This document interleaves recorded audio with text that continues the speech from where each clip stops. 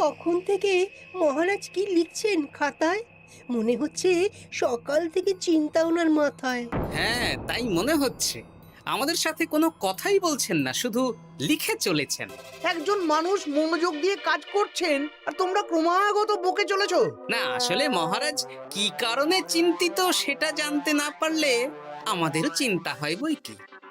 হুম। অর্থ বুঝলে, অর্থ। রাজকোষের অবস্থা খুবই খারাপ। আর সামনেই তো শিবরাত্রি পুজো। কিভাবে যে কি হবে কিছুই বুঝতে পারছি না। মহারাজ, এরকম হলে এবারে কিভাবে পুজো হবে? শিবরাত্রির পুজোয় তো অনেক খরচ। এত লোকজন আসেন, তাদের জন্য ভোগের প্রসাদের ব্যবস্থা করা তো মুখের কথা নয়। এবার তোমাদের সবাইকে দায়িত্ব নিতে হবে। আমরা সবাই। কি দায়িত্ব মহারাজ? আমি গতকাল তোমাদের রানীমার সাথে এই ব্যাপারে কথা বলেছি। রানীমা কি বললেন মহারাজ? দেখো, তোমরা সব সভাসদেরা যদি মুক্ত হস্তে দান করো আর রাজকোষ থেকেও যতটা সম্ভব অর্থ সাহায্য দিয়ে এবারে পুজো এবং ভোগের আয়োজন তাহলে সুসম্পন্ন করা যাবে। দানের চেয়ে বড় পুণ্যকর্ম আর কি আছে? যে সভাসদ সবচেয়ে বেশি দান করবে তাকে পরে কিছু অর্থ সাম্মানিক হিসেবে দেওয়া হবে। আচ্ছা মহারাজ। তাহলে আজ রাজসভার আলোচনা এইটুকুই রইল, বাকি কথা পরে হবে। বলি গিন্নি, আমি খুব সমস্যার মধ্যে আছি বুঝলে। হ্যাঁ, তোমার তো অর্থের টান ধরলেই আমার কথা মনে পড়ে গো। কি করে বুঝলে? বাবা, বুঝবো না? এতদিন ধরে তোমার সাথে সংসার করছি, তাও বুঝবো না? আমি কি আজকাল আর তোমার কাছে চাই বলো? আমার মা আমার নাম রেখেছিল পার্বতী, আর বলেছিল দেখিস তুই ভগবান শিবের মতন বর পাবি। তোমাকে পেয়েছি, কিন্তু সাথে পেয়েছি অভাব। হ্যাঁ, সে যতই অভাব হোক, মন্ত্রী মশাইয়ের মতো স্বভাব তো নষ্ট করিনি গিন্নি। সেই জন্যেই তো তোমার সংসারে পড়ে আছি গো, নইলে কবে এই চাল চুলোহীন সংসার ছেড়ে চলে যেতুম। হ্যাঁ, বলছি শোনো না, এই কিছু মোহরের খুব দরকার। এবার মন্দিরে শিবরাত্রির পুজো হবে, কিন্তু মহারাজ তেমন খরচ করতে পারবেন না। তাই তাই কি? তাই আমাদের সব সভাসদদের বলেছেন দান করবার জন্য। এই দেখো, আমার যা গয়নাগাটি ছিল সবই তো বন্ধক রাখা আছে, নইলে বলতাম। আরে বাবা, সে তো জানি, কিন্তু আর কোনো উপায় নেই। কি বলি বলো তো? দেখি কি করা যায়। আরে বাবা রে বাবা, এত চিন্তা ভাবনা না করে বাবা মহাদেবের ওপর ভরসা রাখো গো, উনি কোনো একটা পথ দেখাবেন। দেখো, দেখা যাক গিন্নি, উনি এখন আমার আশা ভরসা।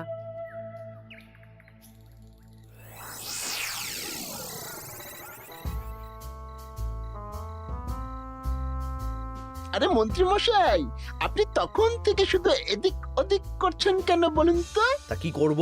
না, আমরা তো বুঝতে পারছি না আপনার কি হলো। জীবনে অনেক অপমানিত হয়েছি, অনেক মার খেয়েছি, এবার সম্মান চাই। আর কেউ সম্মান না করলেও আমরা কিন্তু আপনাকে বেশ সম্মান করি মন্ত্রী মশাই। তোদের সম্মান আর মহারাজের সম্মানের মধ্যে অনেক পার্থক্য আছে। না, ওই এই ছোট মুখে বড় কথা বলছি মন্ত্রী মশাই, ক্ষমা করবেন। হ্যাঁ, মহারাজ আপনাকে কেন সম্মান করবেন? সামনে শিবরাত্রি, প্রত্যেক বছরের মতন এবছরেও গ্রামের মন্দিরে রাজবাড়ির তত্ত্বাবধানে পুজো হবে, আর সেই পুজোয় আমাকে দান করতে হবে। তা করুন, আপনার কি অর্থের অভাব নাকি? আরে বাবা, সব অর্থ দিয়েই তো তোদের গিন্নিমার গয়না বানিয়ে দিয়েছি, আমার হাতে আর আছে কই? ও, এই সামান্য ব্যাপার। আপনি মাছের তেলে মাছ ভাজুন। হ্যাঁ, আমিও তো তাই বলতে চাইছি। খোলসা করে বলতো তুই কি বলতে চাইছিস? মানে আমি বলতে চাইছি, আপনি আমাদের দায়িত্ব দিন, আমরা রাজ্যবাসীদের থেকে চাঁদা তুলবো, ভিক্ষে করব। আরো অনেক কায়দা করে অর্থ উপার্জন করে আপনার হাতে দেব, আর সেই অর্থ আপনি নিজের বলে চালিয়ে দেবেন। ব্যাস, তাহলে তো আমার 90% চিন্তাই মাথা থেকে নেমে গেল। ব্যাস, আর কোনো চিন্তা নেই।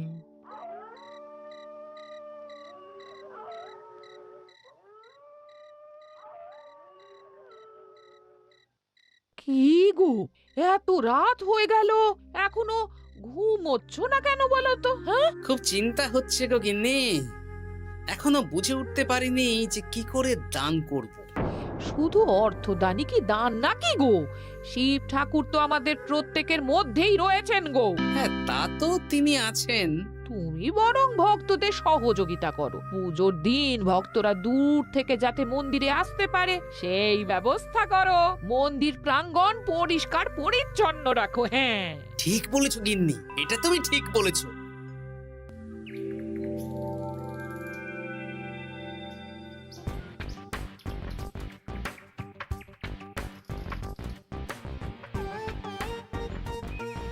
এই যে বাড়িতে কে আছেন?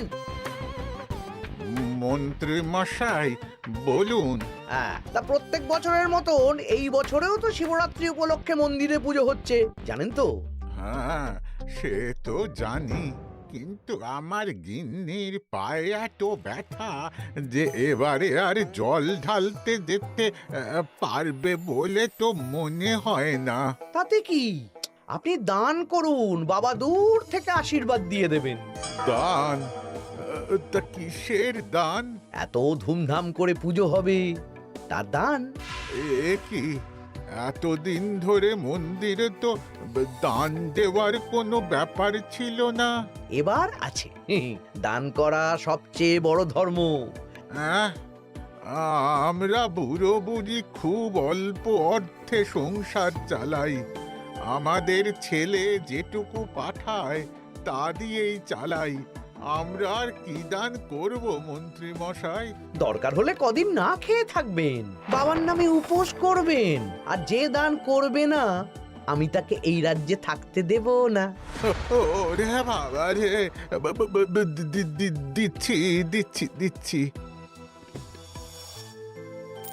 আর শুনুন, এই দানের ব্যাপারটা যেন 5 কান না হয়, নইলে কিন্তু।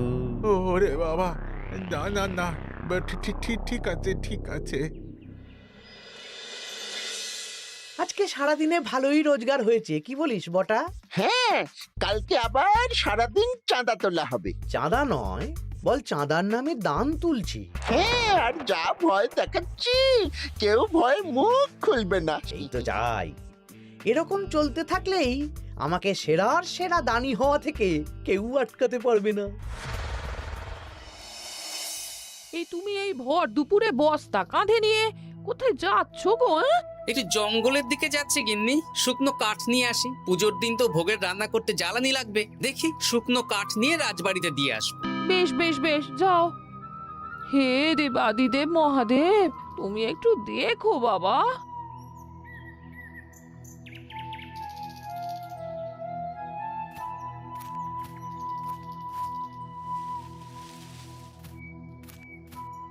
আরে আরে, নগেন খুঁড়ো না, এই সময় কাঠ কুড়োচ্ছ কেন? কি আর করব গোপাল, কাঠ কুড়িয়ে নিয়ে যাচ্ছি, এবার এগুলো হাটে বেচবো। সে কি গো, তোমার ছেলে তো শহরে চাকরি করে বলেছিলে, এ মাসে সে অর্থ পাঠায়নি? সে তো পাঠিয়েছিল বাবা, কিন্তু আর ভাগ্যের পরিহাস, কি বলবো বলো। কি হয়েছে, কোনো সমস্যা নাকি? না না না, সমস্যার কথা জানানো যাবে না, জানালেই আমাদের বিপদ। আরে কি হলো, চুপ কেন? কি গো খুড়ো, কিছু বলো।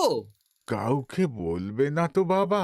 না না, বলো না, আমি কাউকে বলবো না, আমাকে বিশ্বাস করতে পারো।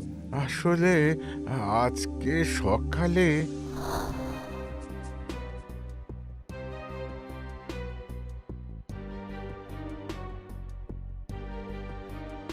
হ্যাঁ, মন্ত্রী মশাই? হ্যাঁ, শুধু আমাদের বাড়ি থেকে না, গ্রামের সব বাড়ি থেকে তুলেছে। ঠিক আছে খুড়ো, তুমি নিশ্চিন্তে থাকো। আর আমার চিন্তার শেষ নেই। আমার গিন্নির কদিন ধরে এত পায়ে ব্যথা যে এবারে অতটা হেঁটে মন্দিরে বাবার মাথায় দুধ ঢালতে যেতে পারবে না। ঠিক আছে, তুমি একদম চিন্তা করো না, আমি দেখছি কি করা যায়।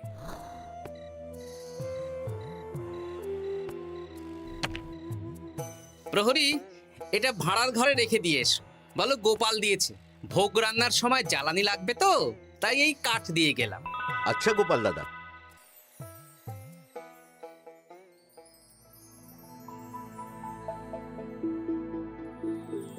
তারপর সবাই কিছু অর্থের যোগান করতে পারলে মহারাজ, আমি 5 মোহর অর্থ সাহায্য করতে চাই। আমিও 5 মোহর মহারাজ। বেশ। গোপাল, মহারাজ, এখন আমার হাত একদম খালি, তাই আমি অন্যভাবে সহযোগিতা করার চেষ্টা করছি। কিরকম? এই তো গতকাল আমি 1 বস্তা কাঠ দিয়ে গিয়েছি, আজকে আরো দেব। তারপর আগামীকাল মন্দির চত্বর পরিষ্কার করব, আগাছা পরিষ্কার করব, পুজোর দিন ভিড় সামলাবো, যারা দূর থেকে আসবে তাদের একটা গরুর গাড়ি করে নিয়ে আসবো। আচ্ছা, বেশ বেশ, কর। মন্ত্রী, মহারাজ, এই নিন। এতে 200 মোহর আছে, আমি আরো দান করব। আপনি কোনো চিন্তা করবেন না মহারাজ। বাহ বাহ বাহ বাহ বাহ, এ তো বিশাল ব্যাপার। আমি জীবনে অনেক পাপ করেছি, তাই এখন দান করে একটু যদি পুণ্য লাভ হয় সেটাই আশা। বেশ বেশ। পণ্ডিত, তুমি আর রাজবৈদ্য তাহলে পুজোর দশকর্মা দ্রব্যাদি কেনাকাটা শুরু করো। এখন ধারে নিয়ে আসবে, পুজোর পরে সব শোধ করে দেওয়া হবে। আচ্ছা মহারাজ, ঠিক আছে। তাহলে আজকে আমি আর পণ্ডিত মশাই দুজনে বাজারের দিকে যাব আর সব দশকর্মার দ্রব্যাদি কিনে নিয়ে আসব। হ্যাঁ হ্যাঁ, তাই কর।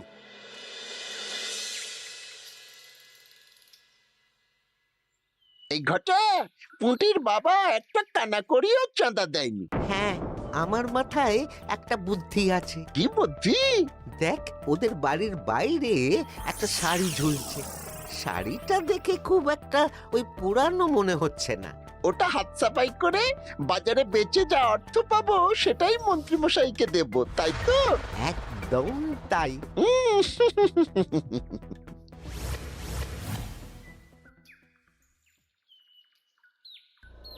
হাই পুটি, দেখ তোদের বাড়ি থেকে বটা ঘটা কাকা শাড়ি চুরি করছে। হ্যাঁ, তাই তো। ন্যাপলা, ওরে বাবা রে, মরে গেলাম রে, ওরে মরে গেলাম। পালাও পালাও পালাও, ওরে বাবা। এই কি হয়েছে রে? চিৎকার করছিস কেন? আর বটা ওভাবে পালালো কেন? এই বটা ঘটা কাকা ওই পুটির মায়ের শাড়ি চুরি করে পালাচ্ছিল, আমরা ধরে ফেলেছি। সাব্বাস, এই তো চাই। তার মানে মন্ত্রী মশাই এখন দান করার জন্য চুরিও করাচ্ছে। বাহ! কি ভাবছো গোপাল দাদা? না, কিছু না। আচ্ছা পুটির বাবা, তোমাদের বাড়ি মন্ত্রী মশাই চাঁদা তুলতে আসেননি? এসেছিলেন তো, কিন্তু আমি বলে দিয়েছি আমি পারবো না। নিজেদের বীজ ধান কেনার অর্থ নেই, চাঁদা দেবো কি করে? আচ্ছা, এই ব্যাপার, এবার বুঝতে পেরেছি। অনেক ভয় দেখালেন, চমকালেন, কিন্তু কিচ্ছু দিইনি। তাই বটা ঘটা চুরি করতে এসেছিল, বুঝেছি। বেশ, এই সাবধানে থেকো। কিভাবে যে সংসার চালাবো? শোনো পুটির বাবা, তুমি এক কাজ করো। বলো। জঙ্গলে অনেক ধুত্র গাছ, আকন্দ গাছ আছে। তুমি পুজোর দিন সকাল থেকে মন্দিরের কাছে একটা ফুল মালা বেলপাতার দোকান দাও। এটা ভালো বুদ্ধি দিয়েছো। আমি তো এখন মন্দির প্রাঙ্গণ সাফ সাফাই করতে যাচ্ছি, আমি বরং কাজের ফাঁকে তোমার জন্য একটা ছাউনি দিয়ে মন্দিরের কাছে দোকান বানিয়ে দেব। তাহলে তো খুবই ভালো হয়। এই পুটি, তোরাও আমার সাথে চল, হাতে হাতে সাহায্য করবি। চল চল চল। চলো গোপাল দাদু।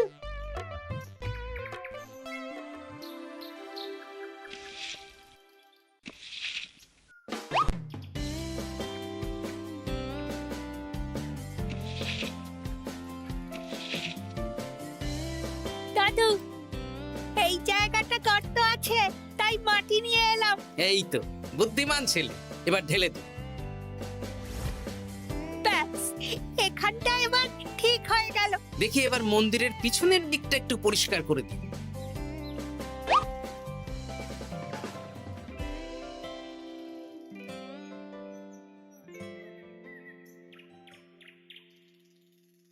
জয় মহাদেব। কি কিসের আওয়াজ হলো? হ্যাঁ দাদু, কিরকম একটা টং করে আওয়াজ হলো। দেখি তো। আরে বাবা, এটা ঘোড়া মনে হচ্ছে।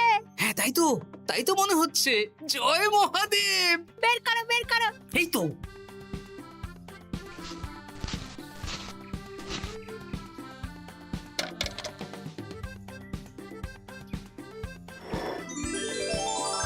ও দাদু, এ তো সোনার মোহর। জয় মহাদেব। তুমি সত্যি আছো প্রভু, তুমি সত্যি আছো। একই দাদু, তুমি কাঁদছো কেন? সবই মহাদেবের কৃপা। মহারাজ বলেছিলেন দান করতে, মহাদেব নিজেই নিজের পুজোর ব্যবস্থা করে নিলেন রে। হ্যাঁ, তাই তো দেখছি দাদু। তবে শোন, এই কথাটা কাউকে বলিস না। আচ্ছা গোপাল দাদু, আমরা কাউকে বলবো না। হ্যাঁ।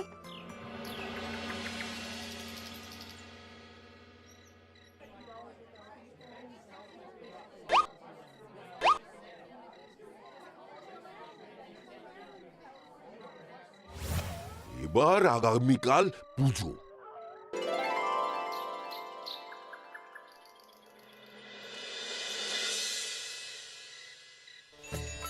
জয় শিব শম্ভু, হর হর মহাদেব।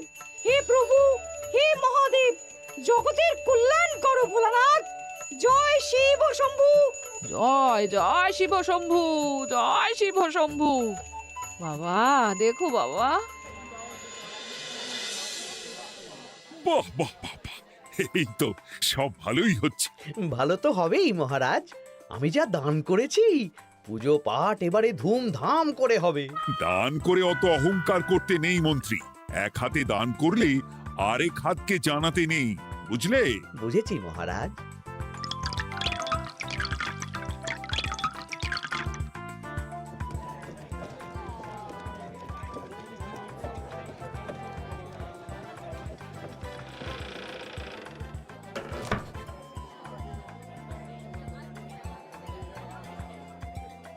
আসুন খুড়িমা, আপনি আসুন।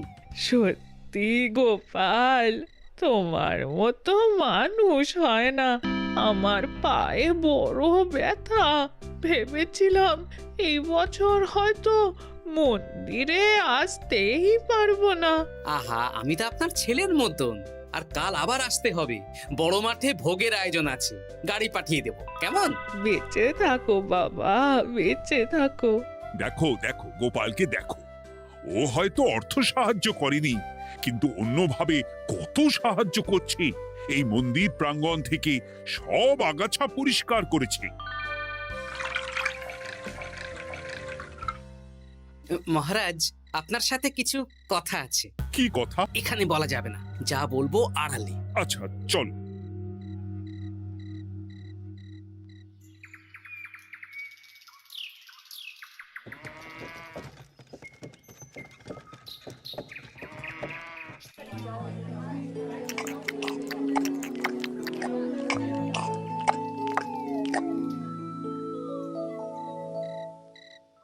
আজ সান্ধ্য সভায় সবাইকে আমি ডাকলাম, তার একটাই কারণ। কি কারণ মহারাজ? কি বলবেন আজ?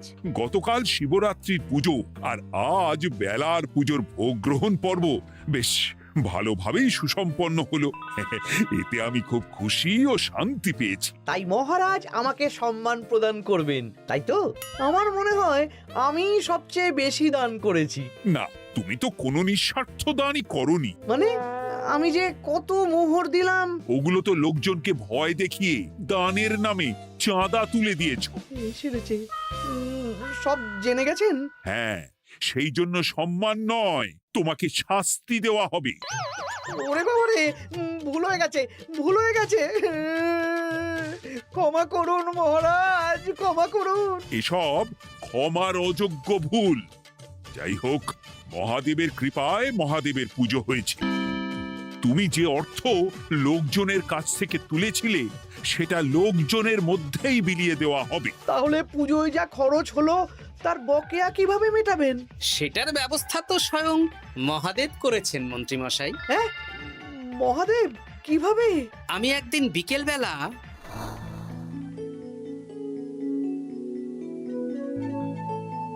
ওরে বাবা, এক ঘোড়া সোনার মোহর। হ্যাঁ, এক ঘোড়া সব মহারাজকে দিয়ে দিয়েছি।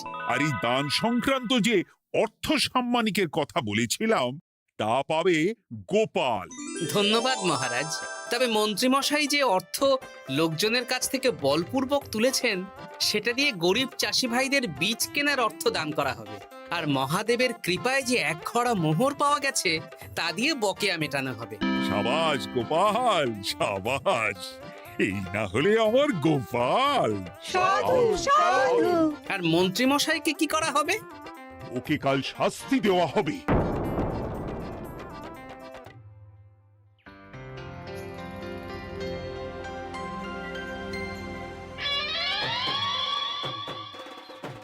ও মহাদেব, ও শিব ঠাকুর, আমাকে ক্ষমা করে দিন, ক্ষমা করে দিন আমাকে।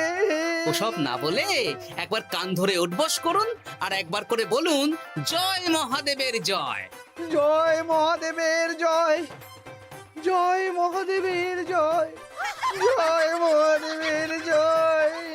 সবই মহাদেবের দান।